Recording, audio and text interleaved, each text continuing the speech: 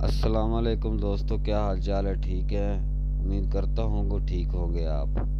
ये देखें, मेरे पास तोते हैं ऑस्ट्रेलियन। और ये दो तोतियाँ एक ही यानी के मटके में हैं, और दोनों ने अंडे दिए हुए हैं। अब आप ये मुझे बताएं कि इसमें से जो बच्चों में अंडों में से जो बच्चे निकलेंगे वो किस तोती के होंगे और वो कैसे अपनी पहचान करेंगी।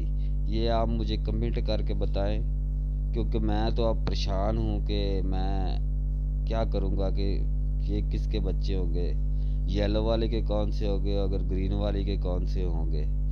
ये मुझे आप फैसला करके बताएं ज़रा कि कौन से किस्म के बच्चे और आएंगे मेरे पास, और कौन से किसके होंगे और कौन से किसके होंगे।